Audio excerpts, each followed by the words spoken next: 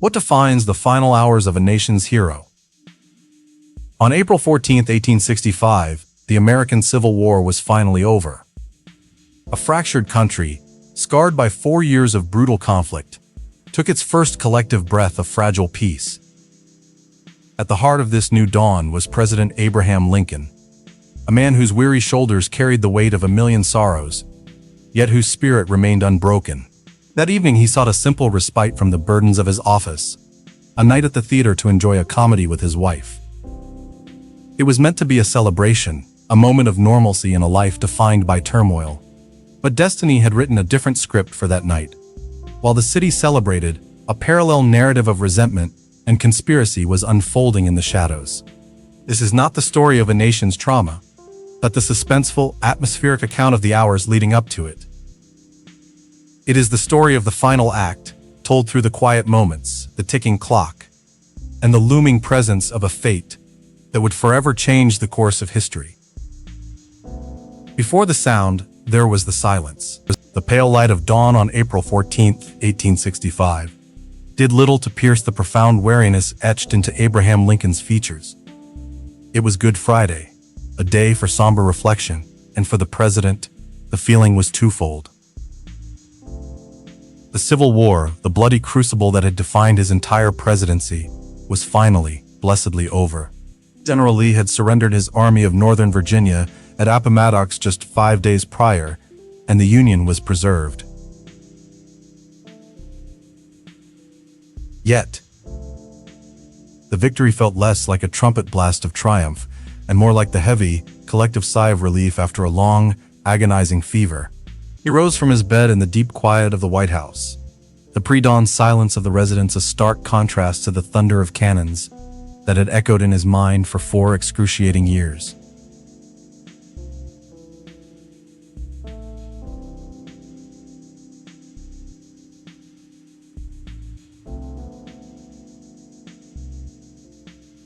Gaunt frame a familiar silhouette against the growing light as he approached the tall window of his bedchamber. The cost of this fragile piece had been astronomical, a price paid in the currency of over 600,000 American lives, a debt that weighed on his soul. He had spoken recently to his wife and a close friend, Ward Hill Lamon, of a strange, recurring dream. In it, he heard a sound of subdued weeping and upon investigating, found a catafalque in the East Room, guarded by soldiers. He had asked a mourner who was in the casket, and the reply came back, the president. Now, with the fighting concluded, the dream's reappearance felt deeply unsettling, a premonition without a clear context. What final shore was he approaching? The responsibility for what came next, reconstruction, the delicate and monumental task of mending a fractured republic, of healing wounds both physical and spiritual, rested squarely upon his stooped shoulders. This new dawn brought not celebration, but the immense, quiet weight of a new and uncertain beginning. Later that morning, the somber mood gave way to the business of the state. In the cabinet room, Lincoln presided over a meeting that would chart the course of the nation's future. The air was thick with competing ideologies. He presented his vision for Reconstruction with a quiet but unshakable firmness. His plan was one of swift reconciliation, not retribution. He advocated for the 10% plan, a lenient policy that would allow a southern state to be readmitted into the Union, once just 10% of its voters swore an oath of allegiance. This was his path of malice toward none, with charity for all. But not all in the room shared his merciful outlook. Secretary of War Edwin Stanton, a formidable and often severe man, led a faction of radical Republicans who demanded a harsher punishment for the Confederacy. They saw the South as a conquered territory to be remade, its leaders disenfranchised, its entire social structure dismantled by force. The debate was intense. Voices were raised, fists gently rapped on the mahogany table. Through it all, Lincoln remained a bastion of calm authority. He listened patiently to the arguments, his deep-set eyes moving from one speaker to the next, acknowledging their passion while holding fast to his own principles. He believed that binding up the nation's wounds required a gentle hand, not an iron fist. He argued that the Confederate States had never truly left the Union, and therefore, they should be restored to their proper place with as much speed and as little acrimony as possible. The meeting was a microcosm of the struggle to come, a battle not of armies, but for the very soul of a reunited America. It was a fight Lincoln was determined to win with compassion. The weight of the nation had begun to lift, but its impression remained deeply etched upon Abraham Lincoln's soul. That evening, a simple diversion was prescribed as a balm for a weary spirit. A comedy at Ford's Theater, Our American Cousin. Mary Todd Lincoln, ever hopeful for a return to the lightness of their earlier years, had insisted. For the president, it was a reluctant concession, a brief, welcome intermission from the somber duties that had consumed him for 4 long, brutal years. As their carriage rattled over the cobblestones of a Washington, D.C., still breathing a collective, fragile sigh of relief, the city's flickering gaslights painted fleeting patterns across his tired face.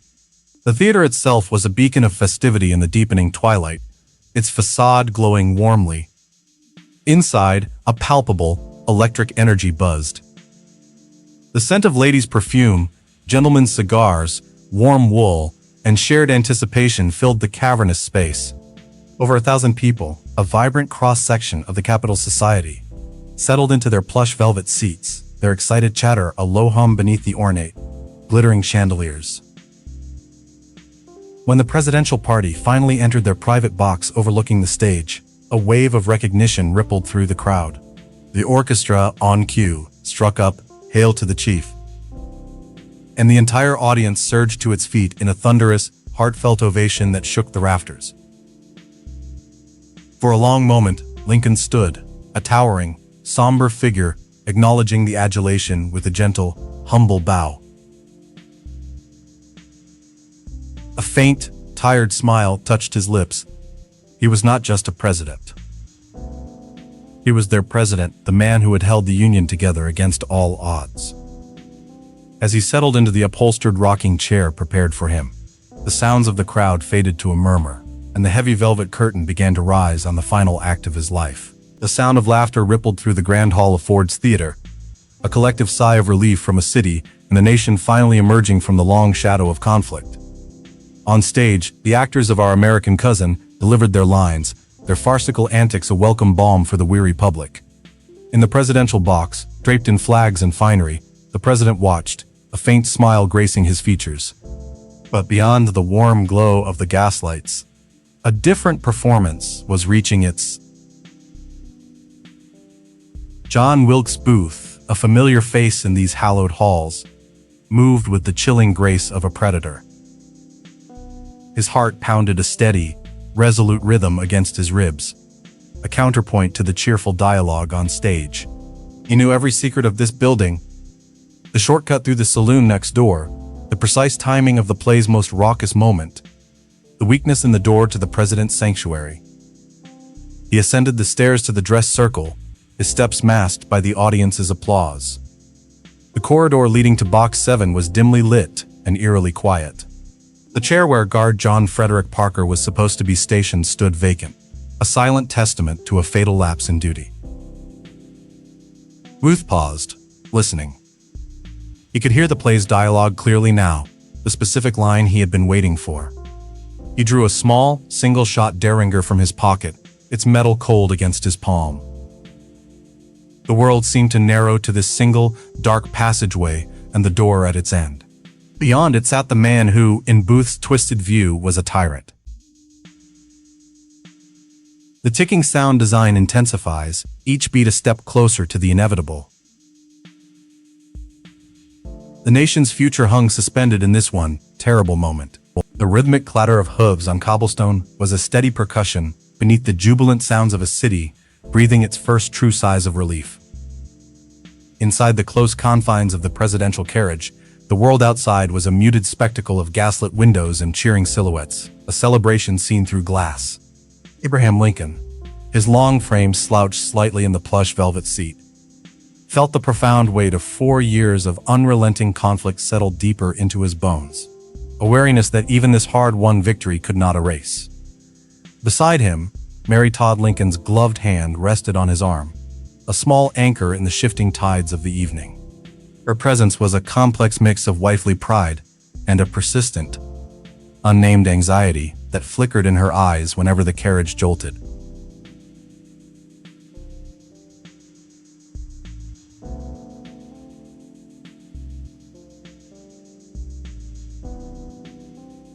Her voice a fragile counterpoint to the carriage's steady, lulling rumble.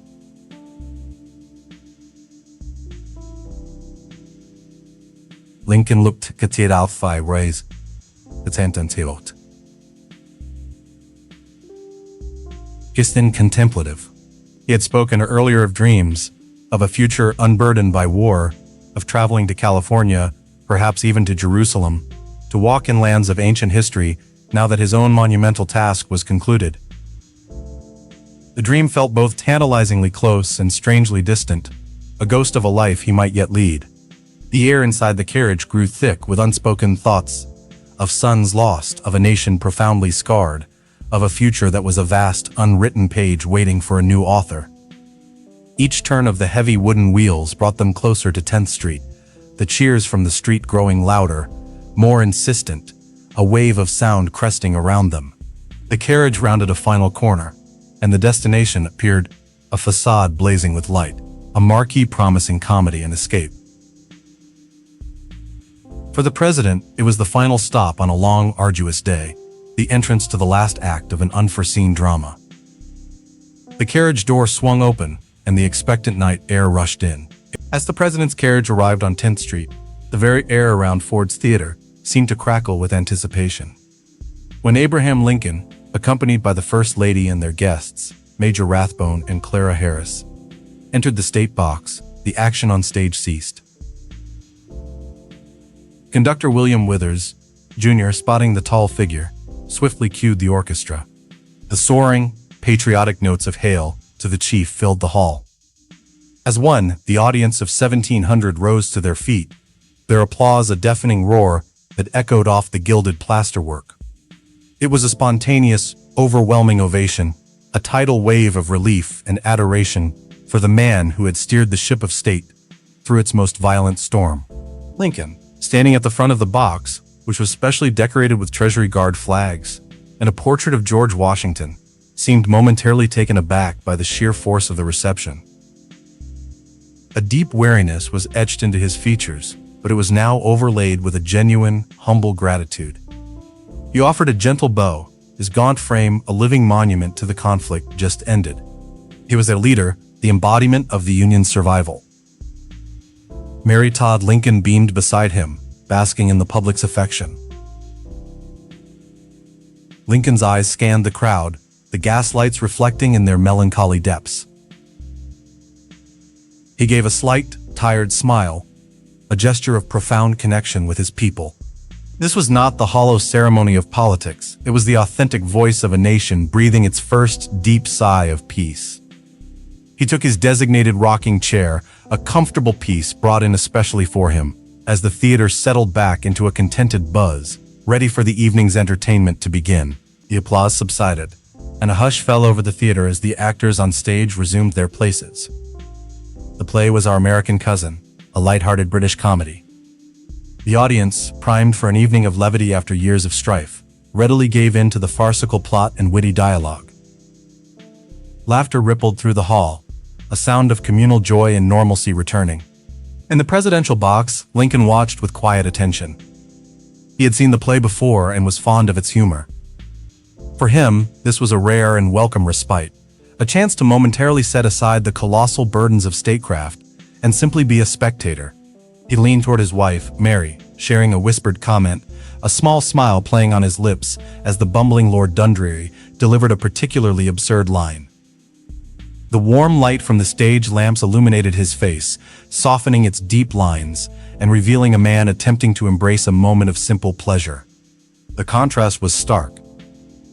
Below, a world of theatrical make-believe and manufactured comedy. Above, in the shadowed box, a leader who had just navigated the brutal reality of a nation's schism.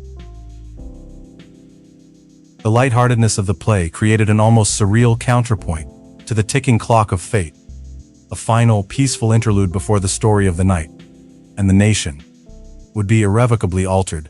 The sound of laughter was the soundtrack to these final, unsuspecting hours of tranquility. While laughter filled the theater, a different kind of drama was unfolding in the periphery. John Wilkes Booth, a man whose celebrity was eclipsed by his fanaticism, moved with a chilling sense of purpose.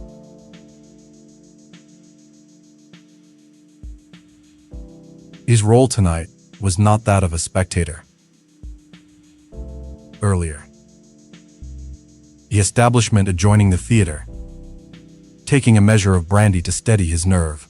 He was a familiar face there, and his presence raised no alarms. He knew the building, the play, and the plan with an actor's precision.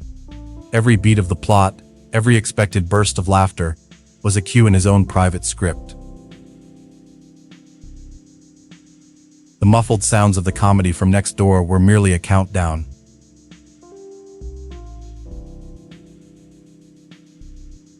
He checked his brass pocket watch, the rhythmic ticking a stark counterpoint to the gaiety within the theater. He was waiting for Act the Third, Scene 2. He knew the play by heart, anticipating the moment when the actor Harry Hawk would be alone on stage, delivering a line that was a guaranteed laugh line across America. "You sockdologizing old man trap." The ensuing roar from the audience would provide the acoustic cover he needed. His patience was that of a predator. Every casual glance, every sip of his drink, was a calculated part of his performance. As the time drew near, he left the saloon, slipping not through the front entrance, but into the unlit alleyway that ran behind the theater, a shadow moving toward a backstage door. Inside the theater once more, Booth ascended the grand staircase leading to the dress circle, his steps muffled by the worn carpet runner. He moved with an unnerving confidence, his path unobstructed. The hallway leading to the presidential box was quiet, strangely deserted. Charles Forbes, the president's footman, was seated nearby but did not challenge him. Booth was a famous actor, his presence unremarkable. He reached the first door to the vestibule, a simple wooden barrier, and opened it without issue. He was now in the small, private entryway that led directly to the box. Here, he paused. Earlier in the day, he had prepared for this moment, carving a small peephole in the second door, the one that opened directly into the president's seating area. Now, he pressed his eye to the tiny hole. The view was perfect. He saw the back of Lincoln's head, silhouetted against the stage light. The president was leaning forward slightly, his attention on the play. Booth could see his target, vulnerable and completely unaware. He listened for his cue, the rising cadence of the actors on stage. The moment was seconds away. He drew his small pistol. He took a wooden bar he had prepared and used it to jam the outer vestibule door, ensuring no one could follow. Then, he turned back to the inner door. His hand, steady and resolute, closed around the cool brass knob. 3 steps separated him from the man in the rocking chair.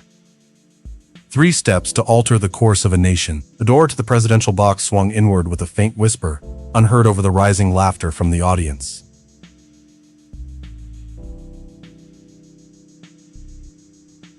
John Wilkes Booth slipped into the space behind the president, a phantom entering the scene. The door clicked shut, sealing the box and its occupants from the outside world. Our view remains in the hallway, fixed on the impassive wooden door. Uravolwa. Erstas. Abasis. Few. The sounds from within continue unabated. On stage, actor Harry Hawk delivers the celebrated line. "Well, I guess I know enough to turn you inside out. You sockdologizing old man trapped." The theater erupts. A massive wave of laughter, the loudest of the night, washes over the auditorium. It is the perfect cover, the sound Booth had been waiting for. In the peak of this joyous uproar, Another sound pierces the air, a sharp, contained pop. It is muffled, easily mistaken for a celebratory firecracker or a part of the play, but it is definitive. For a second, there is only confusion. A woman's scream from the box. Heads begin to turn. All eyes lift toward the flag-draped box. Through the settling wisps of smoke, a figure is seen leaping from the box to the stage below. But the final, enduring image is of the man left behind.